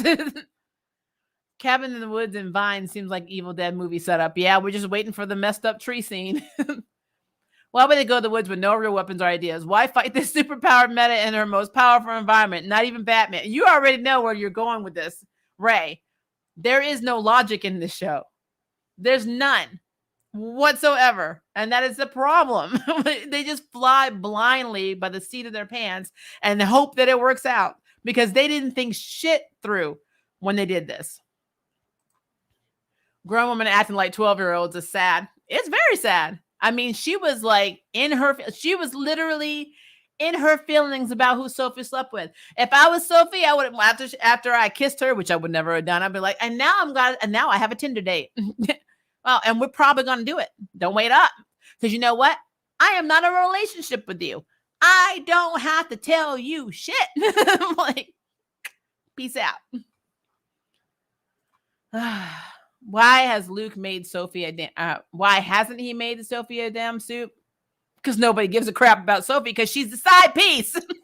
She went from being this strong, black, professional, like, she was strategic. She knows how to fight. She knows how to use weapons. She has military training. She has all this shit going for her. And now she's unemployed, having sex with Renee, and sucking up the freaking Ryan because she wants to be part of the bad team. It's fucking stupid. What if they make Sophie Huntress or Question in this universe? I will stop watching this show, because they don't need to make Sophie something she was never in the comics, which, by the way, Sophie does not have a huge role in the comics. She was an origin story girlfriend for Kate Kane. The fact that they progressed her to this level, I thought was pretty cool. They actually gave her more to do in the series. But you are not going to make her Huntress, and you're sure as fuck not going to make her Question when you have whole ass Renee in the show. No, you are not going to do that. And if you do it, then this just proves my point that not only are you trash, you're garbage disposal trash, and I just need to flip the switch. I will stop reviewing it, and I will not do it. Nobody will get me to do it either. I will stop completely talking about the show, which honestly, it's hard for me most days not to do it, because I really am like, I can stop here at Legends of Tomorrow and I'm done, because I don't give 5 fucks about the show. Let's be real. The kid is going to be traumatized losing his father. That little boy was so cute. He was cute like, what's her name on Esme on Supergirl. I'm like, is that her brother? They were freaking adorable. I just got demonetized because of Batwoman slips. I got demonetized. I probably have like 5 subscribers that have probably gone away. I know every time I mention it. I mean, I even knew it when me and Groove were doing our video the other night on Peacemaker. I mentioned Batwoman, and I knew I was going to lose a subscriber. But I mean, it is what it is. I cannot lie in my review so I can kiss people's ass so they can subscribe to my channel. Because honestly, if you have a problem with what I'm saying, I'm not the right channel for you. So you need to go. It's fine. Sophia has been wronged and she needs a suit. She is too capable to be a support character at the cave. It is such a dumb waste. Yeah, I'm telling you, Sophie is going to be the girl, the damsel in distress that Ryan has to save now. Even though Sophie can whoop Ryan's ass, she's going to be dumbed down to make Ryan look more powerful. That is what's going to happen. It's like Power Rangers. They don't want to kill the good guys. I'm telling you, nobody's trying. Nobody is trying to kill anybody in the Arrowverse. If Sophie and Ryan get together, then this really is the reverse Flashpoint timeline. Well, guess what? Get ready. Get ready. She outclasses Ryan in skills. She really has the most rank and should be in lead. She should be Batwoman. I don't even know why they did a casting call for this. Think about the fact that, and one of the things I'm going to talk about and how they should have done Batwoman when Kate Kane left or when Ruby Rose left. The biggest homage and tribute to somebody you think is dead that you are in love with, that you claim is your soulmate, is by becoming Batwoman. You're basically carrying on the woman you love's mission. I think that there's something very poetic about that. I would have accepted her slowly getting a relationship with Renee too, because Renee could have been working for GCPD, and they could have started having to work together and them having an attraction. And I really could have seen Sophie and Renee together. But yeah, this bullshit, pulling the girl out of a damn van with a houseplant, I can't do it. I just cannot do it. I can't. They will be getting together. It has been hinted this whole time in that kiss and Ryan's jealousy. Oh yeah. Well, I mean, I told you guys at the end of season 2, this was going to happen. I said #BatChaser. Sophie at this point has kissed everybody who's been in the Batwoman suit. Kate Kane, Julia in the one episode she pretended to be Batwoman, and now Ryan. #BatChaser is just what they're making her do. I don't understand it. As a queer woman, I was actually very offended that our sexuality means that we are attracted to everybody, that we can make out with everybody, that we can have sex with everybody that's on the show just because you're the other gay character. It is stupid. So I find all of this to be nonsense. All of it is. So Renee was able to do something to counteract Poison Ivy's mind control, something Batman couldn't do. Not lost on me, people. Mary jumped ship. I mean, she did. she was like, look at those lips. I was like, okay. If this was the MCU, I would say that kid is going to be part of the Avengers. That little boy was adorable. Laughing my ass off. Oh, Lou, I was speaking the truth about that. Come on. I was speaking my truth. He is whiny as shit. All he does is like when he got mad at Mary for calling him out on what was actually happening. And then when he can't do something on the computer, when he like literally throws a fucking tantrum over nothing. It's like, you know what, Luke? Just stop. Just do this thing called when you have a thought and you want to say it out loud, exercise the right to shut your lips. Just stop talking. If you want to be in your feelings over some coffee, a beer, whatever, go hit a punching bag. Just stop talking because he's whiny as shit. And he just really bothers me. Luke is not a likable character to me anymore. And if Mary ends up with Luke, it's another tragedy of this damn series because actually she can do a hell of a lot better. How does a person survive not having any water for that many years? That's not how the human body or plants work. I don't know. I don't know her plant biology because even though to me she's more plant, you would still think you need water to survive. So, I don't know. Batman 3: Revenge of the Batchaser. That is a movie it's probably coming up. I think the Diggle Jada thing was a crisis retcon. That could be. I think so many things are retcons, but to be fair, I think they F up a lot of shit and then they try and say it's a retcon because they don't know how to explain it or write themselves out of it. Yes, a G is everything. Diggle needs to find Jade. All that Argus info and he didn't think to look into the JSA files. You see? You're making sense again, Ray. We cannot have logic in the Arrowverse. OMG, I know want a black version of the Arrowverse, but with better writers. Thank you.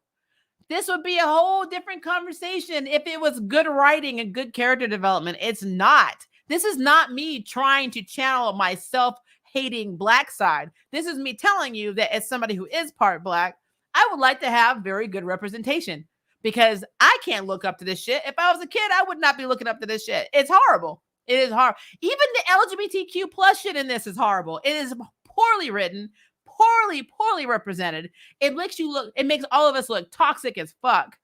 It's stupid. Every LGBTQ plus relationship in this whole damn series back when Ruby Rose was Kate Kane. And she, basically had a will they not with Sophie. But yet at the same time, Sophie was pretending to love a man and was in the closet because she couldn't come out, which actually is accurate. That is stuff that they do. But then the backstory didn't support it when she was actually, the only reason she didn't do it or that she didn't come out is because Jacob Kane talked her out of throwing away her career. Yes, her mother was a homophobe, but she was living her whole ass life in Gotham away from mama. She could do whatever the hell she wanted, but she chose to be married to this man and keep up appearances. And so her story aside, again, I can see there a little bit of realism in it. You can't force somebody to come out of the closet when they're not ready. But then you look at Kate and how she was with the chickie from the bar that was named out of my damn head. That toxic relationship. And she would get in these little mini, one night stands with women, and all of this shit did not equal an actual relationship. And the one person she wanted to have a relationship with, she never went with. It was wrong timing, or we don't have time, or I don't know how you feel, and blah, blah, blah. And then you fast forward to Ryan, and Ryan's trying to get up in that even before she even realized she was trying to get up in that. And it was just the whole thing with Angelique, the drug shit, all of this shit is just toxic. It's just, we don't have a stable LGBT of any time, lesbian, if it's two women, two men, whatever, trans and someone who's, bisexual, pansexual, whatever. We don't have any of that shit in this show. So when they say, oh, this is like an LGBTQ plus superhero drama, where? No, it's not. This is fucking Tinder. I don't want to hear that. Mm-mm. I mean, I guess Diggle has a lot to pay from the military and his other job. I think he's still with Argus, isn't he? I don't want none of this nowhere near Michael B. Jordan's Superman. I mean, well, you never know. You never know what the hell they're going to do. Diggle is a private contractor. His wife's got money. He don't need to work. He makes banking securities. I really love how Diggle's I don't want to be Green Lantern because I want to be with my family. And yet he's never with his fucking family. He's always in somebody else's city traveling. So what's the point? Whatever, Diggle. But you were nowhere near that. Thank you for saying that anyone can be racist. Like I said, we all have biases. We all have things that we probably need to work on, but I have never self-hated any part of myself. And the fact that, I am part Black and I've always claimed my Blackness and understand the struggle is real. That's never been a problem. Just because I am pro being mixed does not mean I have a thing against my Black side, and does not mean that I can't feel proud when there's representation and success in the Black community. This is not it. Batwoman is not it. Don't settle for garbage just because we finally got a Black female superhero leading the show. Don't settle for shit. Because that's what you're doing. You're settling. You're compromising your values, your common sense, your critical thinking skills because we got somebody and you're so scared that we're going to lose it. And so you're basically settling for anything. And this is just high trash garbage. And I don't understand why people don't see that. So it's a thing. The reason you hate Batwoman is because you're a thinking human being with eyes and ears. There you go. I'm a big proponent of let's talk about it. I think most people should be, but they're not. Like I said before, I had hope for Batwoman, but the show has just disappointed me. When it first got announced, you can go back and watch. I had high hopes for this show. I'm like, this could be very cool. And when they had, I think it was Batgirl issue 64 or something like that. It was one of the issues when they introduced Ryan.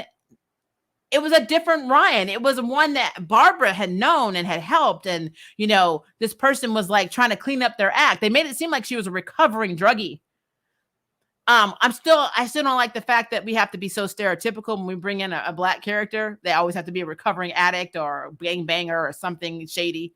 But, if that's the route you're going to go, this was the more realistic approach. But then they introduced Ryan, and it's the stupidest fucking intro I've ever seen. It was so stupid. Her backstory makes no effing sense. So I'm just, no. And the one time she was saved by the real Batwoman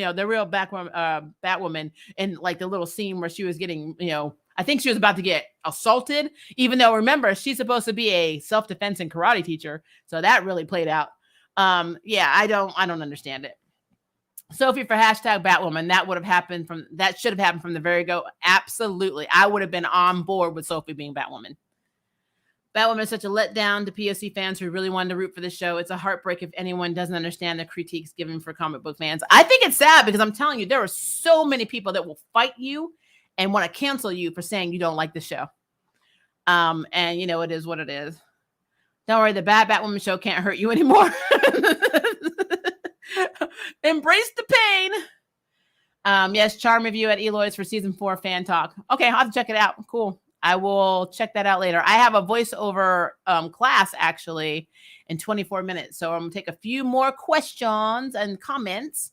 And then if I don't answer anything that you said, please, please, please put it in the comments so we can talk about it later. I liked how the studio from hell that made it reality show was called Lowest Common Denominator Studios. Hashtag truth and fiction. Yeah, that was funny actually. What's your favorite Avatar world animal? Naga. I love polar dog bears. Love them. Love them, love them, love them. Yes, the one in my hands. Maria, I'm talking her genetic code. I think that went over with Alice and the other Earth Alice after Crisis. But see, that's the thing. Like that version of Beth, we don't know what Earth she came from. But at the same time, the anomaly of having both of them in the same world made them, like one of them had to die. But biologically, it doesn't make the child, like if that Earth's Beth had a child, that doesn't make Alice a mother. It doesn't make her have any genetic connection to this child whatsoever because it didn't come out of her body. So it's not her baby.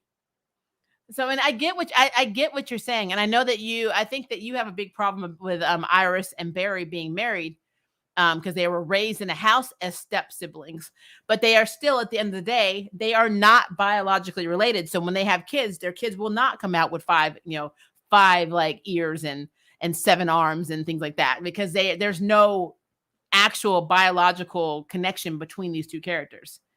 Barry was just unlucky that his mom got killed by Reverse Flash and they blamed his daddy. So Joe took him in. That's literally how he's connected to Iris. They have assigned this role because Joe adopted him, but Joe is not his bio dad. He's not. And in case you didn't realize, the flavoring's a little off because no matter how hard Barry tries, he is never going to be black. So just saying, I like to have unpopular opinion. No, I mean, like I said, they're redeeming him. So I mean, there's nothing to not like. It's true. He's having a redemption arc. Plus, I mean, he is a character that, again, was very traumatized by his father and also by people trying to kill him when he first came to Earth as a child. So yeah, he has a lot of inner demons. Her personal life should not affect her professional life, though. Plus, Superman has a job way more important than anyone else around at the PTA meetings. True. But when you talk about integrity and being a reporter and always doing everything for the truth and understanding that there is no bottom line, but yet you're harboring one of the biggest secrets on Earth, it does make you a little hypocritical. I'm just saying. You have to see it that way. You cannot be bloodthirsty and be a bloodhound for the truth for everybody else and not for your own damn house. I'm not saying I want her to write the story. I'm just saying I get in a way where Chrissy is coming from because Lois had insider information from her dad of what was going on and kept it from Chrissy. And then Chrissy found out later. And that's why there's that mistrust. I mean, that's what it is. So Maria, you have to do Young Justice. I'm on season 3. Is there a single old show that's not covered in controversial? Smallville, That 70s Show, any Whedon show? Nope, all of them are. Every last one of them. My childhood disappearing before my eyes. Who did it better, Legends or Naomi with the Hawk people? Unpopular opinion, I like the Legends rendition. Justice League animated series. Do you remember the storyline from when the two Alices ran in each other after Crisis? Yeah, I just talked about that. Didn't see the normal Alice for something medical for our Alice to survive. There was some serum they developed for her to be able to live, but I don't know. Like I said, I still biologically, I cannot condone Nat if she got into a relationship with Jordan because, again, Lois is not her mom. It's not her mother. It's not her mother. Her mother is dead, a whole ass other woman. So, yeah.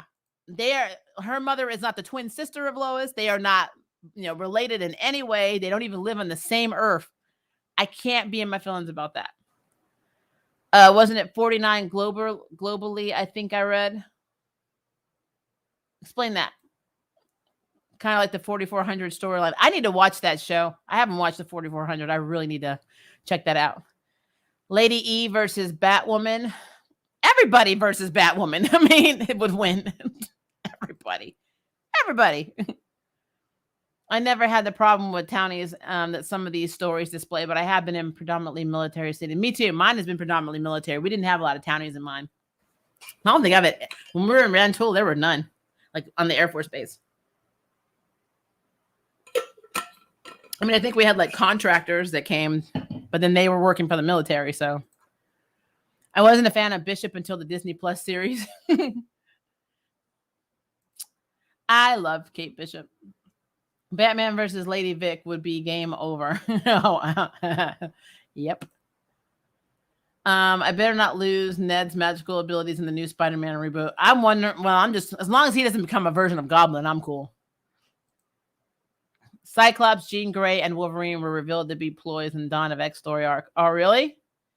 I need to go back. I am so out. Maria, I love that outfit. I'm glad you're wearing the family uniform. You're looking sharp today, girl. I love for you. It feels like your angry grandma is Kaide on the inside. She might be. Right now, I'm zen. Because if I'm too angry grandma, I'm going to lose my voice. And I already have to go do a voiceover where I'm screaming a lot, in a class. So we'll see what happens. But speaking of, so it is now, we are almost 2 hours in. So it is 4:12 my time. So I have 18 minutes to go set up my studio for my class. So I'm going to bail out of the stream. We might end up doing Sundays or Friday nights. I haven't decided yet because I know Groove wants to review the Injustice movie that everybody's telling him is crap. I haven't seen this version either. So if we do end up doing that, I know he wants to do a review on that. So I need to see if that's going to be Friday or Saturday. Who knows? But yeah, so be on the lookout for that. I'm sure Groove is going to have a lot to say. It is so funny when he's angry. It's so funny. But yeah, I'll figure it out because I am liking the idea of being able to talk about 4 on the weekends versus me staying up to like 12 on a work night.